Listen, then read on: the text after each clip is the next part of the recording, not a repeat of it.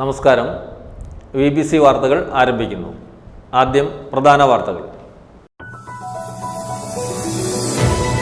ഉപതെരഞ്ഞെടുപ്പിൽ ഇടുക്കി ജില്ലയിൽ UDF-ന് മേൽക്കൈ. ബ്ലോക്ക് ഡിവിഷൻ ഉൾപ്പെടെ 2 സീറ്റ് UDF നേടിയപ്പോൾ BJP 1 സീറ്റിൽ വിജയിച്ചു. LDF-ന് 1 സീറ്റും നേടാനായില്ല.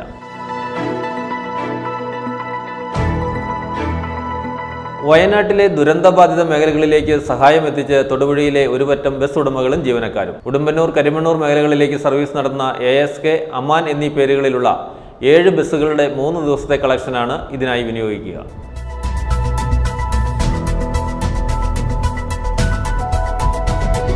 വയനാട്ടിൽ പ്രളയക്കെടുതിയിൽ ദുരിതമനുഭവിക്കുന്നവർക്ക് തൊടുപുഴ മർച്ചന്റ്സ് അസോസിയേഷന്റെ സഹായഹസ്തം. ഇതിന്റെ ഭാഗമായി കളക്ഷൻ പോയിന്റ് വ്യാപാര ഭവനിൽ ആരംഭിച്ചു. ജോസ് കളരിക്കൽ ആദ്യ സംഭാവന നൽകി.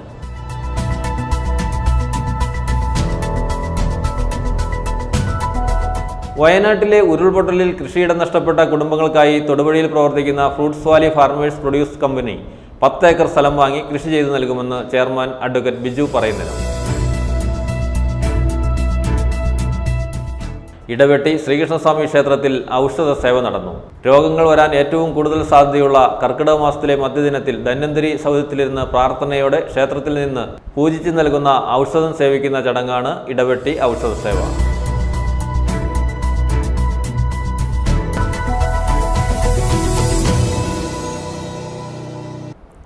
വാർത്തകൾ വിശദമായി. ഉപതെരഞ്ഞെടുപ്പിൽ ഇടുക്കി ജില്ലയിൽ UDF-ന് മേൽക്കൈ. ബ്ലോക്ക് ഡിവിഷൻ ഉൾപ്പെടെ 2 സീറ്റ് UDF നേടിയപ്പോൾ BJP 1 സീറ്റിൽ വിജയിച്ചു. LDF-ന് 1 സീറ്റും നേടാനായില്ല. തൊടുപുഴ നഗരസഭാ വാർഡിലും തോപ്രാംകുടി ബ്ലോക്ക് പഞ്ചായത്ത് വാർഡിലുമാണ് UDF വിജയിച്ചത്. അറക്കുളം പഞ്ചായത്തിലെ വാർഡിൽ BJP-യും വിജയിച്ചു. ഉപതെരഞ്ഞെടുപ്പിൽ ഇടുക്കി ജില്ലയിൽ UDF-ന് മേൽക്കൈ. ബ്ലോക്ക് ഡിവിഷൻ ഉൾപ്പെടെ 2 സീറ്റ് UDF നേടിയപ്പോൾ LDF-ഉം NDA-യും ഓരോ സീറ്റും നേടി. തൊടുപുഴ നഗരസഭ, അറക്കുളം ഗ്രാമപഞ്ചായത്ത്, നെടുങ്കണ്ടം ഗ്രാമപഞ്ചായത്ത്, ഇടുക്കി ബ്ലോക്ക് പഞ്ചായത്ത് എന്നിവിടങ്ങളിലെ ഓരോ വാർഡുകളിലേക്കാണ് ഉപതെരഞ്ഞെടുപ്പ് നടന്നത്. ഇടുക്കി ബ്ലോക്ക് പഞ്ചായത്തിലെയും തൊടുപുഴ നഗരസഭയിലെയും ഭരണം നിലനിർത്തുന്നതിനായി LDF-ഉം ഭരണം പിടിച്ചെടുക്കുന്നതിനായി UDF-ഉം അത്യന്തം വാശിയേറിയ പോരാട്ടമാണ് നടത്തിയത്. ഒടുവിൽ ഫലം പുറത്തു വന്നപ്പോൾ UDF നേട്ടം കൊയ്തു. ഇടുക്കി ബ്ലോക്ക് പഞ്ചായത്ത് തോപ്രാംകുടി ഡിവിഷനിലേക്ക് നടന്ന ഉപതെരഞ്ഞെടുപ്പിൽ UDF സ്ഥാനാർത്ഥി ഡോളി സുനിലാണ് വിജയിച്ചത്. എതിർ സ്ഥാനാർത്ഥി LDF-ലെ അനീകെ ഡാർലിയെ 739 വോട്ടിനാണ് ഡോളി സുനിൽ പരാജയപ്പെടുത്തിയത്. ഇടുക്കി ബ്ലോക്ക് പഞ്ചായത്തിൽ LDF ആണ് നിലവിൽ ഭരിക്കുന്നത്. 13 സീറ്റുകളുള്ള ബ്ലോക്ക് പഞ്ചായത്തിലെ തോപ്രാംകുടി ഡിവിഷൻ അംഗം ജോലിക്കായി വിദേശത്തേക്ക് പോയതിനാലാണ് ഉപതെരഞ്ഞെടുപ്പ് നടന്നത്. പ്രസിഡന്റ് രാജീവ് ചന്ദ്രന്റെ കൂറുമാറ്റ നിരോധന നിയമപ്രകാരം ഹൈക്കോടതി അയോഗ്യയാക്കിയിരുന്നു. ഉപതെരഞ്ഞെടുപ്പിൽ UDF-ന്റെ വിജയം ഇടുക്കി ബ്ലോക്ക് പഞ്ചായത്തിൽ വീണ്ടും UDF-ന് ഭരണം കൈവരുന്ന സാഹചര്യമാണ്. തൊടുപുഴ നഗരസഭയിലെ 9ാം വാർഡിൽ നടന്ന ഉപതെരഞ്ഞെടുപ്പിൽ UDF സ്ഥാനാർത്ഥി ജോർജ് ജോൺ കൊച്ചുപറമ്പിൽ 127 വോട്ടിന്റെ ഭൂരിപക്ഷത്തിൽ വിജയിച്ചു. UDF-ന് 390 വോട്ട് ലഭിച്ചു. ഇവിടെ രണ്ടാമതെത്തിയ NDA സ്ഥാനാർത്ഥി രാജേഷ് പൂവാശ്ശേരിൽ 264 വോട്ട് നേടി. 263 വോട്ട് നേടി LDF-ലെ ബാബു ജോർജ് 3ാം സ്ഥാനത്തെത്തി. ആം ആദ്മി പാർട്ടി സ്ഥാനാർത്ഥി റൂബി വർഗീസിന് 84 വോട്ട് ലഭിച്ചു. അറക്കുളം ഗ്രാമപഞ്ചായത്ത് 6ാം വാർഡിൽ BJP സ്ഥാനാർത്ഥി വിനീഷ് വിജയൻ 137 വോട്ടിന്റെ ഭൂരിപക്ഷത്തിൽ വിജയിച്ചു. വിനീഷ് വിജയന് 362 വോട്ട് ലഭിച്ചു.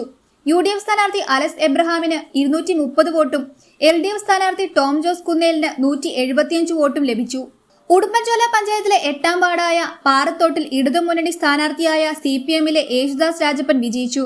UDF സ്ഥാനാർത്ഥിയായ കോൺഗ്രസിന്റെ EK ജിനേഷിനെതിരെ 504 വോട്ടിന്റെ ഭൂരിപക്ഷത്തിനാണ് യേശുദാസിന്റെ വിജയം.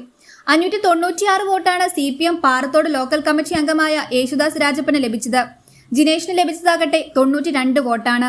News bureau, Idukki.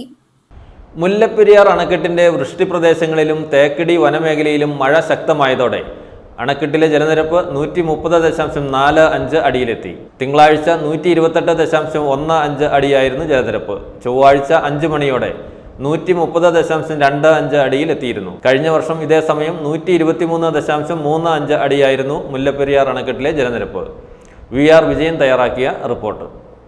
കാലവർഷം ശക്തമായി ജില്ലയിൽ കനത്ത മഴ തുടരുന്നതോടെ മുല്ലപ്പെരിയാർ അണക്കെട്ടിന്റെ വൃഷ്ടിപ്രദേശങ്ങളിലും തേക്കടി വനമേഖലയിലും ശക്തമായ മഴ ലഭിച്ചതോടുകൂടിയാണ് മുല്ലപ്പെരിയാർ അണക്കെട്ടിലെ ജലനിരപ്പ് ഉയർന്നത്. മുല്ലപ്പെരിയാർ അണക്കെട്ടിലെ ജലനിരപ്പ് ഇന്ന് 130.45 അടിയായി രേഖപ്പെടുത്തി. തിങ്കളാഴ്ച 128.15 അടിയായിരുന്ന ജലനിരപ്പ് ചൊവ്വാഴ്ച വൈകിട്ട് 5 മണിയോടുകൂടി 130.25 അടിയിൽ എത്തിയിരുന്നു. കഴിഞ്ഞ വർഷം ഇതേ സമയം 123.35 അടിയായിരുന്നു മുല്ലപ്പെരിയാർ അണക്കെട്ടിലെ ജലനിരപ്പ്. സെക്കൻഡിൽ 5339 ഘനയടി ജലം അണക്കെട്ടിലേക്ക് ഒഴുകിയെത്തുമ്പോൾ 1311 ഘനയടി ജലമാണ് തമിഴ്നാട് കൊണ്ടുപോകുന്നത്. മുല്ലപ്പെരിയാർ അണക്കെട്ടിന്റെ വൃഷ്ടിപ്രദേശത്ത് 33.8 മില്ലി ലിറ്ററും തേക്കടി വനമേഖലയിൽ 22.4 മില്ലി ലിറ്ററും മഴ ലഭിച്ചതോടെയാണ് അണക്കെട്ടിലേക്കുള്ള നീരൊഴുക്ക് വർദ്ധിച്ചത്.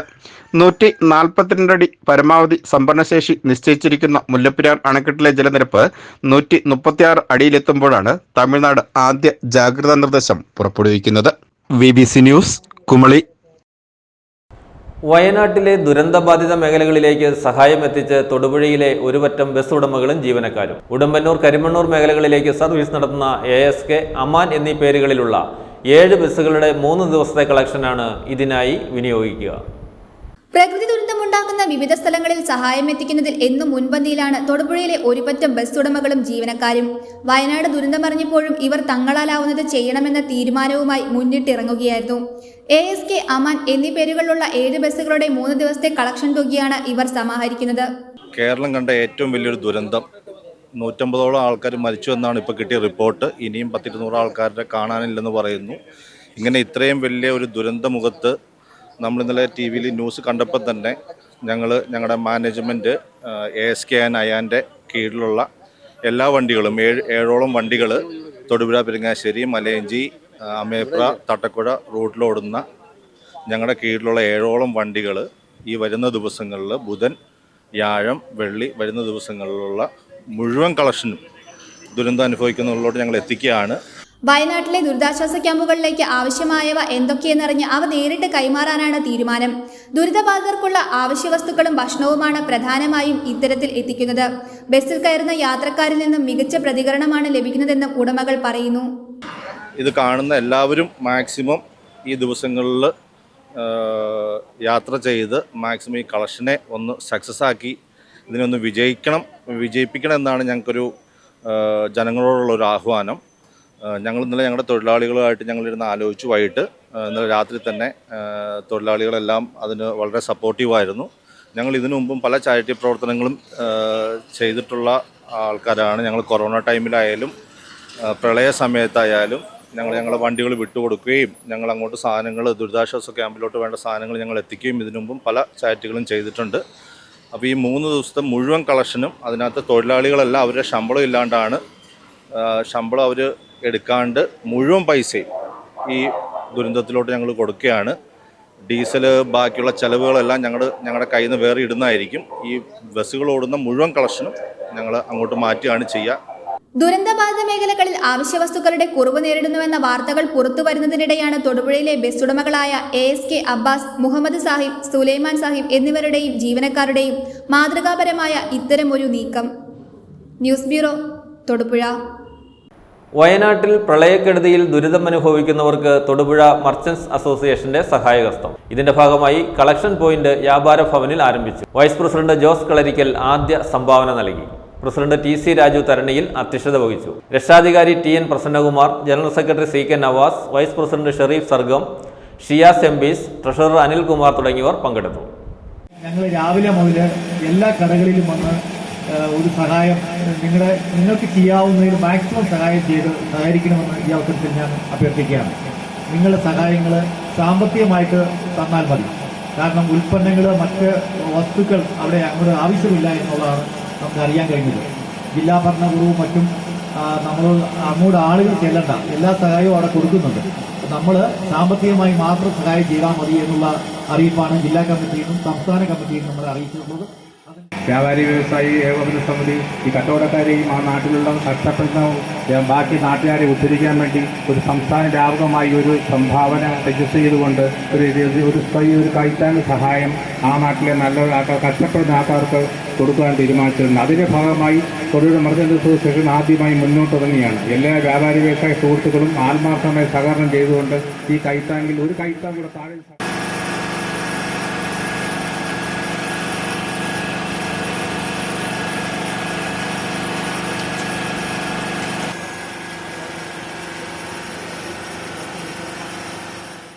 വയനാട്ടിലെ ഉരുൾപൊട്ടലിൽ കൃഷിയിടം നഷ്ടപ്പെട്ട കുടുംബങ്ങൾക്കായി തൊടുപുഴയിൽ പ്രവർത്തിക്കുന്ന fruits Valley farmers producer company 10 acre സ്ഥലം വാങ്ങി കൃഷി ചെയ്ത് നൽകുമെന്ന് ചെയർമാൻ അഡ്വക്കേറ്റ് ബിജു പറയുന്നിലം വാർത്താസമ്മേളനത്തിൽ അറിയിച്ചു. ഭൂമി സ്പോൺസർ ചെയ്യുവാൻ ആളുകൾ മുന്നോട്ട് വന്നാൽ കൂടുതൽ സ്ഥലങ്ങളിൽ അനുയോജ്യവും ഏറ്റവും ആദായകരവുമായ കൃഷികൾ ഫ്രൂട്ട്സ് വാലി കമ്പനിയുടെ നേതൃത്വത്തിൽ കൃഷി ചെയ്ത് കൂടുതൽ കുടുംബങ്ങളെ സംരക്ഷിക്കുമെന്നും അവർ അറിയിച്ചു. വയനാട് ദുരന്തത്തിൽപ്പെട്ടവർക്ക് ശാശ്വത ആശ്വാസം ലഭിക്കുന്ന പദ്ധതികൾ വിജയിപ്പിക്കാനായി സർക്കാരിനോട് കൈകോർക്കുവാൻ തയ്യാറാണെന്നും ഫ്രൂട്ട് വാലി ഭാരവാഹികൾ അറിയിച്ചു. എല്ലാം നഷ്ടപ്പെട്ട കുടുംബങ്ങളെ തിരികെ ജീവിതത്തിലേക്ക് കൊണ്ടുവരുന്നതിനായി അവർക്കായി നല്ല കൃഷിത്തോട്ടം ഒരുക്കി കൊടുക്കുകയാണ് ഫ്രൂട്ട്സ് വാലി ഫാർമേഴ്സ് പ്രൊഡ്യൂസർ കമ്പനിയുടെ ലക്ഷ്യം. വയനാട്ടിലുണ്ടായ ഉരുൾപൊട്ടലിൽ കൃഷിയിടം നഷ്ടപ്പെട്ട കുടുംബങ്ങൾക്കായി 10 ഏക്കർ സ്ഥലം വാങ്ങി കൃഷി ചെയ്ത് നൽകുവാനാണ് നിശ്ചയിച്ചിരിക്കുന്നത്. അർഹതപ്പെട്ടവർക്ക് അവരുമായി ആശയവിനിമയം നടത്തി അനുയോജ്യമായ പ്രദേശത്തായിരിക്കും ഭൂമി കൃഷി ചെയ്ത് നൽകുന്നത്. ഭൂമി സ്പോൺസർ ചെയ്യുവാൻ ആളുകൾ മുന്നോട്ട് വന്നാൽ കൂടുതൽ സ്ഥലങ്ങളിൽ അനുയോജ്യവും ഏറ്റവും ആദായകരവുമായ കൃഷികൾ ഫ്രൂട്ട്സ് വാലി കമ്പനിയുടെ നേതൃത്വത്തിൽ കൃഷി ചെയ്ത് കൂടുതൽ കുടുംബങ്ങളെ സംരക്ഷിക്കുമെന്നും അറിയിച്ചു. സർക്കാരിന്റെ ഭാഗത്തു നിന്നും അനുകൂല തീരുമാനമുണ്ടായാൽ എസ്റ്റേറ്റുകളിൽ നിന്നും കൂടുതൽ ഭൂമി സ്പോൺസർ ചെയ്ത് ലഭിക്കാൻ സാഹചര്യമുണ്ട്. അപ്രകാരം ഭൂമി ലഭിച്ചാൽ കൂടുതൽ കുടുംബങ്ങളെ സംരക്ഷിക്കുവാൻ സാധിക്കും. ആദ്യമായി തന്നെ ഒരു 10 ഏക്കർ സ്ഥലം വാങ്ങി വയനാട്ടിൽ നഷ്ടപ്പെട്ടു പോയവരോട് ആശയവിനിമയം നടത്തി അവർക്കും കൂടി സ്വീകാര്യമാകുന്ന രീതിയിലുള്ള പ്രദേശത്ത് ഞങ്ങൾ കൃഷി ചെയ്ത് അവർക്ക് ആധാരം ചെയ്ത് നൽകുക എന്നുള്ളതാണ്. 10 ഏക്കർ എത്ര പേർക്ക് കൊടുക്കണം എന്നുള്ള കാര്യത്തെക്കുറിച്ച് തീരുമാനമായിട്ടില്ല. ചിലപ്പോൾ 1 ഏക്കർ വെച്ച് കൊടുക്കുന്നിരിക്കും. അത് ബന്ധപ്പെടുന്നവരും അവർക്ക് ഇഷ്ടപ്പെടുന്നതുമായുള്ള രീതിയിൽ അവരോട് സംസാരിച്ചുകൊണ്ട് 10 ഏക്കർ മോഡൽ ഫാം ഉണ്ടാക്കി അത് 10 കുടുംബങ്ങൾക്ക് കുറയാതെ ചിലപ്പം 11 പേര് വന്നാൽ 11 പേർക്കായിട്ട് 7 പേര് അവർക്ക് ഇഷ്ടപ്പെടണമല്ലോ ആ ഭാഗത്ത് താമസിക്കാൻ താല്പര്യമാണോ എന്ന് ചോദിച്ചു. കൂടാതെ ഞങ്ങൾ ചർച്ച ചെയ്തപ്പോൾ ഞങ്ങൾക്ക് കേരളത്തിലെ എല്ലാ ഭാഗത്തു നിന്നുള്ള കർഷകരുണ്ട്. ഇടുക്കി ജില്ലയിൽ അവർക്ക് വരാൻ താല്പര്യമുള്ളവരുണ്ടെങ്കിൽ, ഇടുക്കിയിൽ നിന്ന് കുടിയേറിപ്പോയവരുണ്ടെങ്കിൽ ഇടുക്കി ജില്ലയിൽ അവർക്ക് സൗകര്യം ചെയ്ത് കൊടുക്കാൻ തയ്യാറാണ്. കോട്ടയം ജില്ലയിൽ നിന്ന് കുടിയേറിപ്പോയവർക്ക് തിരിച്ചു വരണമെന്ന് ആഗ്രഹമുണ്ടെങ്കിൽ കോട്ടയം ജില്ലയിൽ ചെയ്ത് കൊടുക്കാൻ തയ്യാറാണ്. ഈ 10 ഏക്കർ വയനാടിനോടനുബന്ധിച്ച് ഒരു 100 കിലോമീറ്റർ സർക്കിളിൽ എവിടെയെങ്കിലുമൊക്കെ അവർക്കും കൂടി സ്വീകാര്യമായ സ്ഥലം കണ്ടെത്തി ഏറ്റവും മനോഹരമായ ഒരു കൃഷിത്തോട്ടം ഉണ്ടാക്കി അവർക്ക് കൊടുക്കണമെന്നുള്ള ആഗ്രഹമായിട്ടാണ് മുന്നോട്ട് വെച്ചത്. അത് കൊടുക്കാൻ തയ്യാറാണ്. ഗവൺമെൻറ് അനുവദിക്കുവാണെങ്കിൽ എസ്റ്റേറ്റുകാർ 1-2 ഏക്കർ സ്ഥലമൊക്കെ തരാൻ തയ്യാറുള്ളവരുണ്ട്. പക്ഷേ അത് സർക്കാരിൻ്റെ തീരുമാനമുണ്ടാകും. കൂടുതൽ സ്പോൺസർമാർ മുന്നോട്ട് വരികയാണെങ്കിൽ, കൂടുതൽ സ്ഥലം തരാമെന്ന ആളുകൾ മുന്നോട്ട് വരികയാണെങ്കിൽ അനുയോജ്യരായ ആളുകൾക്ക് ആ സ്ഥലവും ഞങ്ങൾ ഡെവലപ്പ് ചെയ്ത് ഏറ്റവും മനോഹരമായ കൃഷിത്തോട്ടമാക്കി കൊടുക്കാനായിട്ട് ശ്രമിക്കുന്നതായിരിക്കും. കൃഷിത്തോട്ടം തന്നെ ഉണ്ടാക്കി തീരാധാരം ചെയ്ത് അവർക്ക് കൊടുക്കുക എന്നുള്ള ആശയം. എല്ലാവരുടെയും പിന്തുണയുണ്ടെങ്കിൽ, സർക്കാരും കൈകോർക്കാൻ തയ്യാറാണെങ്കിൽ, ഫ്രൂട്ട്സ് വാലിയിലുള്ളവരെല്ലാം കൃഷിയിൽ ഏറ്റവും വിദഗ്ധരായ ആളുകളാണ്. അവരെല്ലാം മുന്നോട്ട് വരാൻ തയ്യാറാണ്. നമുക്ക് സമഗ്രമായ ഒരു പദ്ധതി രൂപീകരിച്ച് ശാശ്വതമായ ഒരു ആശ്വാസം നമ്മുടെ സഹോദരങ്ങൾക്ക് എത്തിച്ചു കൊടുക്കാൻ സാധിക്കും. വയനാട് ദുരന്തത്തിൽപ്പെട്ടവർക്ക് ശാശ്വത ആശ്വാസം ലഭിക്കുന്ന പദ്ധതികൾ വിജയിപ്പിക്കുവാനായി സർക്കാരിനോട് കൈകോർക്കുവാൻ ഫ്രൂട്ട്സ് വാലി തയ്യാറാകണമെന്നും അവർ അറിയിച്ചു. Fruits valley company chairman advocate Biju Parayunnilam, director Josi Kochukudi, മെമ്പർമാരായ John Mundankavil, advocate Jerin Thomas തുടങ്ങിയവർ തൊടുപുഴയിൽ നടത്തിയ വാർത്താ സമ്മേളനത്തിൽ പങ്കെടുത്തു. News bureau, Thodupuzha. ഇടവെട്ടി ശ്രീകൃഷ്ണസ്വാമി ക്ഷേത്രത്തിൽ ഔഷധ സേവ നടന്നു. രോഗങ്ങൾ വരാൻ ഏറ്റവും കൂടുതൽ സാധ്യതയുള്ള കർക്കിടക മാസത്തിലെ മധ്യദിനത്തിൽ ധന്വന്തരി സൗധത്തിലിരുന്ന് പ്രാർത്ഥനയോടെ ക്ഷേത്രത്തിൽ നിന്ന് പൂജിച്ചു നൽകുന്ന ഔഷധം സേവിക്കുന്ന ചടങ്ങാണ് ഇടവെട്ടി ഔഷധ സേവ. ആയുർവേദ വിധിപ്രകാരം തയ്യാറാക്കുന്ന ഈ മരുന്ന് ചെറിയ അളവിൽ സേവിക്കുമ്പോൾ ശരീരത്തിന്റെ പ്രതിരോധ ശക്തി വർദ്ധിച്ച് രോഗങ്ങളെ അകറ്റി നിർത്തുമെന്നാണ് വിശ്വാസം. ക്ഷേത്രമണ്ഡപത്തിൽ ആചാര്യന്മാർ ചൊല്ലിക്കൊടുത്ത മന്ത്രം പ്രാർത്ഥന നിറഞ്ഞ മനസ്സോടെ ഏറ്റുചൊല്ലിയാണ് ഭക്തർ ഔഷധം സേവിച്ചത്.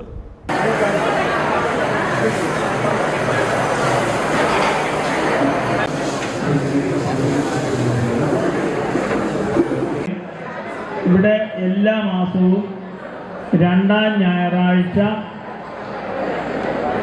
അഭീഷ്ടസിദ്ധി വന്നിട്ടുണ്ട്. ഞാൻ തന്നെയാണ് അത് കഴിച്ചത്. അപ്പോൾ അത് തിരികെ സമർപ്പിക്കുകയാണ് സമർപ്പണ നിധിയിലൂടെ. ആ സമർപ്പണ നിധികളോടെ ഉണ്ട്. അതിൽ നിങ്ങളുടെ പേരും സ്ഥലവും ഫോൺ നമ്പറും തൊട്ട് മുന്നിൽ തന്നെ 3 മന്ത്രങ്ങൾ നിങ്ങൾക്ക് കാണാൻ സാധിക്കും. മേൽശാന്തി മാധവൻ നമ്പൂതിരി പടിഞ്ഞാറേ മഠം മന്ത്രം മനസ്സ് നിറഞ്ഞ ഭക്തിയോടും വിശ്വാസത്തോടും കൂടി പ്രാർത്ഥിച്ച് ഔഷധം സേവിക്കുക. തീർച്ചയായും നിങ്ങളുടെ പ്രാർത്ഥന ഭഗവാൻ കേൾക്കുക. നിത്യായ നിരവധ്യായ രോഗമുക്തി പ്രധാനായ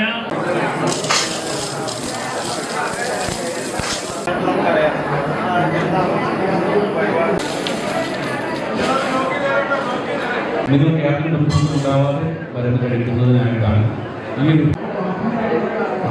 അല്പസമയം പോലും യോഗയിൽ നിൽക്കാതെ തന്നെ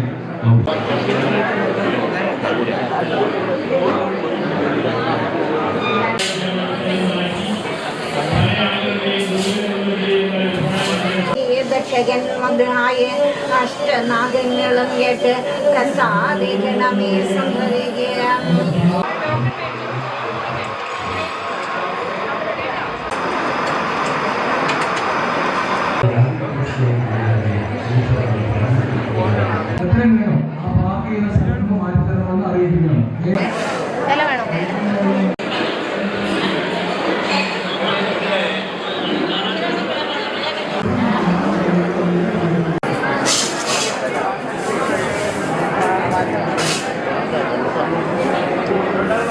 ആയിരം വടക്കേ ഭാഗത്തിലെത്തിക്കുന്ന ലീപ്പിലിട്ട് മുമ്പോട്ട് നീങ്ങി കൈ കഴുകി മാത്രം മനസ്സിൽ സ്മരിച്ചുകൊണ്ട് മറ്റെല്ലാ പ്രാരാബ്ധങ്ങളും മറന്നുകൊണ്ട് സമയത്ത് കാര്യങ്ങൾ ഓർക്കണ്ട.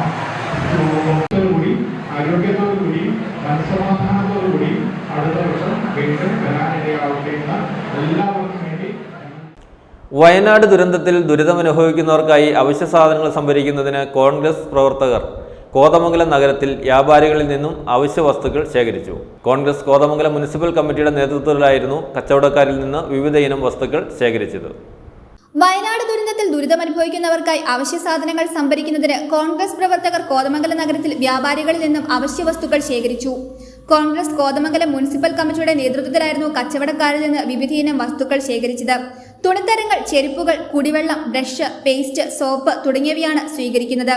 വയനാട് ദുരിതാശ്വാസ കേന്ദ്രങ്ങളിലേക്ക് വസ്തുക്കൾ ശേഖരിക്കുന്നതിന് Congress Kothamangalam block president Shebeer Panakkal, Kavalangad block president Babu Eliyas, Congress നേതാക്കളായ Aby Abraham, Anoop Ittan, M V Reji, Eldhose Keecheri, PR Aji, George Varghese, Mathai Kottakkunnil, Saleem Mangalappara, Sathar Vattakkudi, CB George, Ameer Ali, Anil Raman Nair, TG Animon, Baby Xavier തുടങ്ങിയവർ നേതൃത്വം നൽകി.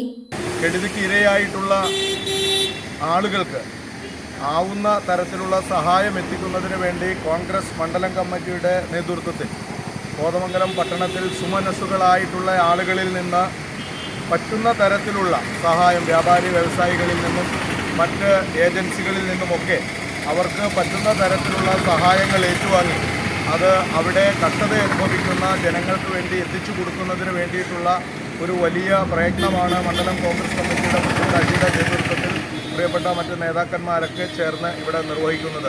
News bureau, Kothamangalam. കാഞ്ഞിരമറ്റം മഹാദേവ ക്ഷേത്രത്തിൽ ഭാഗവത സപ്താഹ യജ്ഞത്തിന് തുടക്കമായി. ക്ഷേത്രം മേൽശാന്തി പെരിയമ്മന ദിലീപ് വാസുദേവൻ നമ്പൂതിരി ഭദ്രദീപം കൊളുത്തി. രമാദേവി തൃപ്പൂണിത്തുറയാണ് യജ്ഞാചാര്യ. ഓഗസ്റ്റ് 3 വരെയാണ് സപ്താഹം.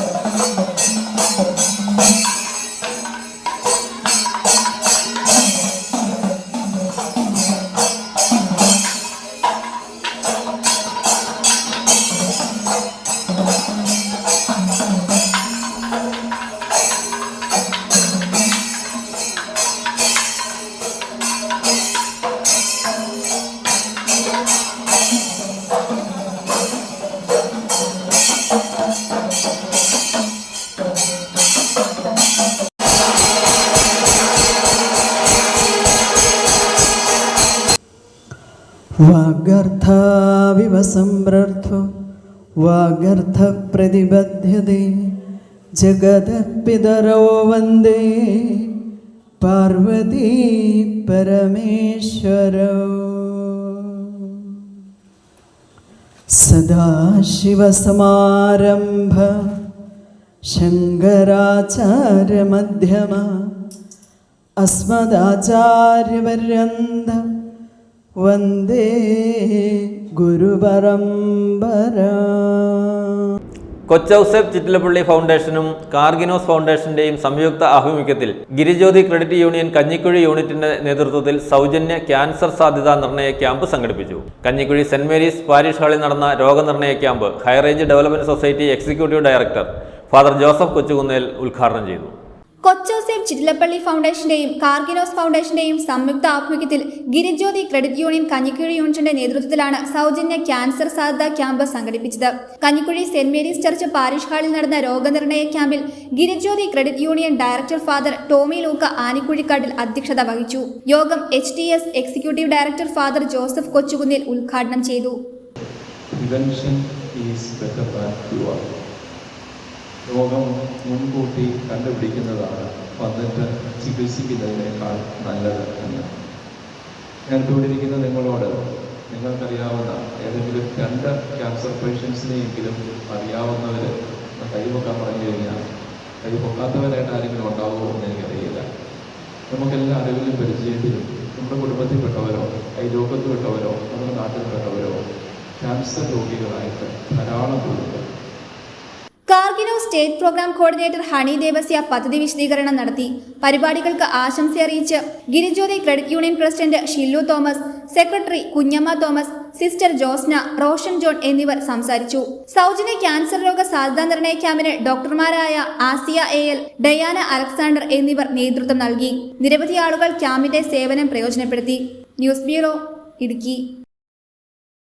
കൊട്ടാരക്കര ദിണ്ടുക്കൽ ദേശീയപാതയിൽ വണ്ടിപ്പെരിയാർ ചൂരക്കുളം കവലയ്ക്ക് സമീപം റോഡിലെ ഗർത്തം വാഹനയാത്രികർക്ക് അപകടക്കെണിയായി മാറുന്നതായി പരാതി.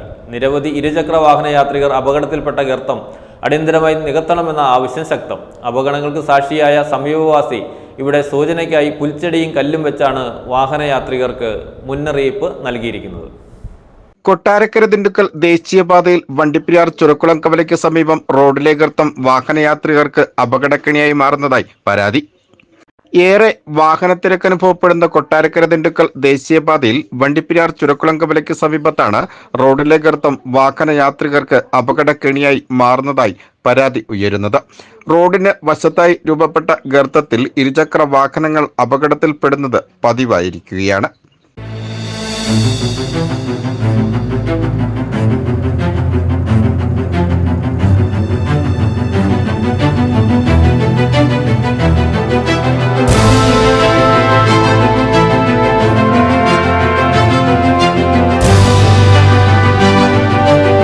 ഇരുചക്ര വാഹനങ്ങൾ ഗർത്തത്തിൽ വീണ് അപകടം പതിവായതോടെ സമീപവാസി ഇവിടുത്തെ ഗർത്തം തിരിച്ചറിയുന്നതിനായി പുൽച്ചെടിയും കല്ലും സ്ഥാപിച്ചതോടെയാണ് ദൂരെ നിന്നും തന്നെ അപകടം മനസ്സിലാക്കി വാഹനങ്ങൾ ദിശ തിരിഞ്ഞ് പോകുവാൻ തുടങ്ങിയിരിക്കുന്നത്.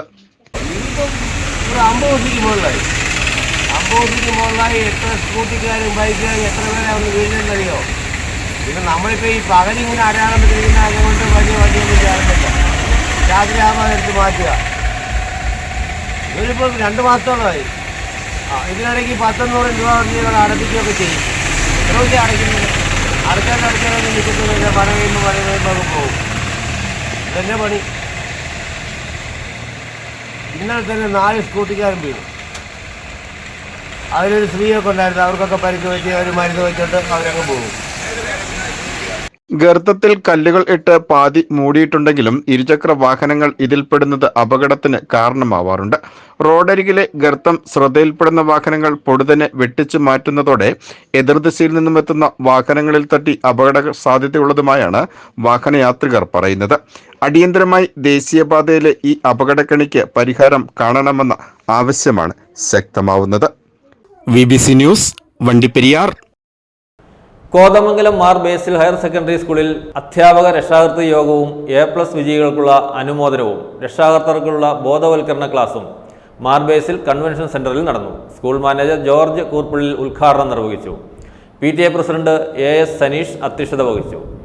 SLC പരീക്ഷയിൽ എല്ലാ വിഷയങ്ങൾക്കും A+ നേടിയ വിദ്യാർത്ഥികളെ യോഗത്തിൽ അനുമോദിച്ചു.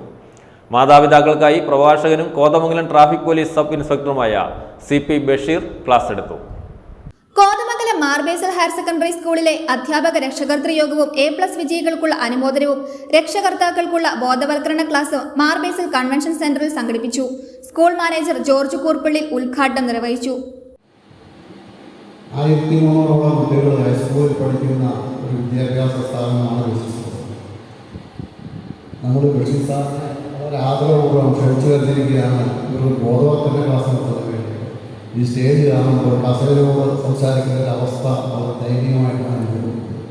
കാലാവസ്ഥ പ്രതികൂലമാണെന്നറിയാം. എന്നിരുന്നാലും നമ്മൾ രാവും പകലും നമ്മുടെ കുട്ടികൾക്ക് വേണ്ടിയിട്ടാണ് ജോലിക്ക് പോകുന്നത്. PTA പ്രസിഡന്റ് സനീഷ് AS അധ്യക്ഷത വഹിച്ചു. SSLC പരീക്ഷയിൽ എല്ലാ വിഷയങ്ങൾക്കും A+ നേടിയ വിദ്യാർത്ഥികളെ യോഗത്തിൽ അനുമോദിച്ചു.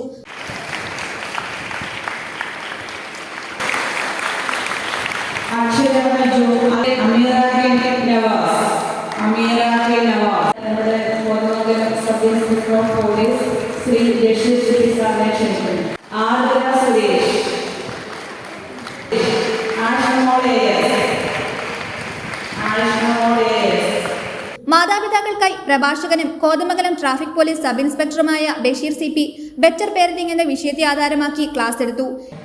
ഇന്നത്തെ നമ്മുടെ കുഞ്ഞുങ്ങളുടെ അവന്റെ അല്ലെങ്കിൽ അവളുടെ കഴിവിനെ അളക്കാൻ പറ്റിയ ഒരു അളവുകൾ ഇന്നത്തെ അധ്യാപക സമൂഹത്തിനില്ല. ഇത് പറയുമ്പോൾ ഞങ്ങളുടെ ഡിപ്പാർട്ട്മെന്റും ആയിട്ട് ബന്ധപ്പെട്ട കാര്യം പറയാം. ഞങ്ങളിപ്പോൾ ഒരു കള്ളനെ പിടിച്ചു വന്നിട്ട് അവനോട് ഞങ്ങളോട് ചോദിക്കുകയാണ്, സാറേ ഇപ്പൊ BNS ആണ്, നേരത്തെ IPC ആണ്. അപ്പോൾ സാറേ ഇത് IPC 397 അല്ലെങ്കിൽ IPC പ്രകാരമുള്ള കേസ് എടുത്തിരിക്കുന്നത്. ഞങ്ങളോട് പറയാൻ കാണാൻ അതെ സാറേ ഇതിനകത്ത് ഒരു 2 പേരുണ്ട്, ഒരു 34 IPC പ്രകാരം അതെ ഞാൻ 6 മാസം ജയിലിൽ കിടന്നു, അതിൽ ശിക്ഷ കുറച്ചധികം ചെയ്തു പോവാം. ഇങ്ങനെ IPC CRPC ഒക്കെ കള്ളന്മാർ ഞങ്ങളോട് പറഞ്ഞിട്ട് ഞങ്ങൾ പോയി IPC CRPC head mistress Bindu Varghese report അവതരിപ്പിച്ചു. പ്രിൻസിപ്പൽ റവറന്റ് ഫാദർ PO പൗലോസ്, സുനിൽ ഏലിയാസ്, ഉതുപ്പ്, സിനി, ഷാമി ചെറിയാൻ എന്നിവർ പ്രസംഗിച്ചു. 2024-2025 വർഷത്തേക്കുള്ള പുതിയ രക്ഷാകർതൃ പ്രതിനിധികളെ യോഗത്തിൽ തിരഞ്ഞെടുത്തു. യോഗത്തിന് ശേഷം ക്ലാസ് PTA അതത് ക്ലാസുകളിൽ സംഘടിപ്പിച്ചു.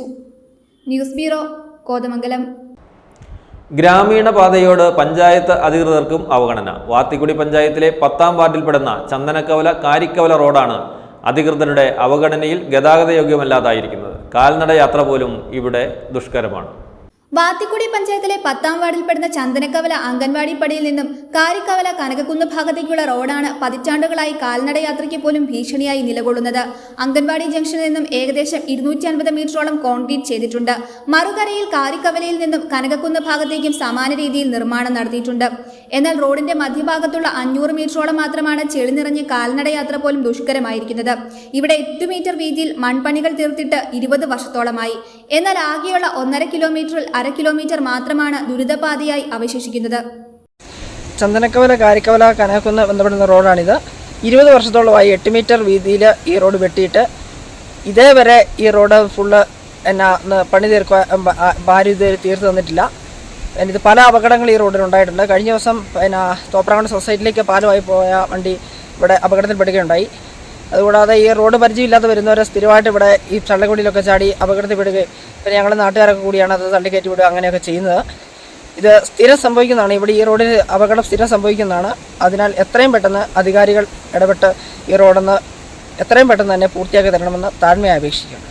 മേഖലയിൽ ക്ഷീരകർഷകർ ഉൾപ്പെടെയുള്ള സാധാരണക്കാരാണ് അധിവസിക്കുന്നത്. കാലിത്തീറ്റ ഉൾപ്പെടെ തലച്ചുമടായി കൊണ്ടുപോകേണ്ട ഗതികേടിലാണ് പ്രദേശവാസികൾ. അടിയന്തരമായി പ്രശ്നപരിഹാരത്തിന് വാത്തിക്കുടി പഞ്ചായത്ത് അധികൃതർ തയ്യാറാകണമെന്നാണ് ആവശ്യമുയരുന്നത്. News bureau, Idukki. പ്രധാന വാർത്തകൾ ഒരിക്കൽ കൂടി. ഉപതെരഞ്ഞെടുപ്പിൽ ഇടുക്കി ജില്ലയിൽ UDFന് മേൽക്കൈ. ബ്ലോക്ക് ഡിവിഷൻ ഉൾപ്പെടെ 2 സീറ്റ് UDF നേടിയപ്പോൾ BJP 1 സീറ്റിൽ വിജയിച്ചു. LDFന് 1 സീറ്റും നേടാനായില്ല.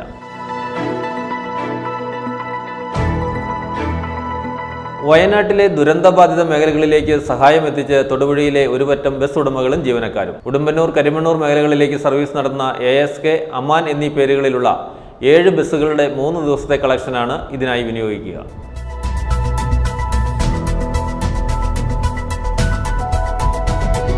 വയനാട്ടിൽ പ്രളയക്കെടുതിയിൽ ദുരിതമനുഭവിക്കുന്നവർക്ക് തൊടുപുഴ മർച്ചന്റ്സ് അസോസിയേഷന്റെ സഹായഹസ്തം. ഇതിന്റെ ഭാഗമായി കളക്ഷൻ പോയിന്റ് വ്യാപാര ഭവനിൽ ആരംഭിച്ചു. ജോസ് കളരിക്കൽ ആദ്യ സംഭാവന നൽകി.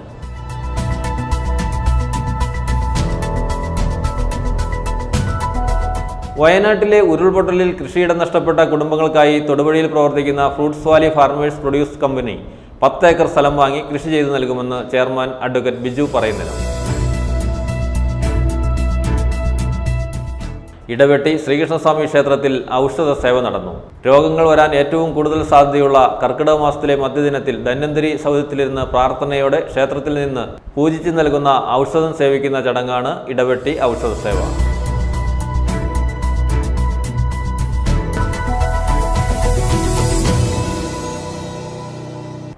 ഇതോടെ ഈ വാർത്താ ബുള്ളറ്റിൻ സമാപിക്കുന്നു.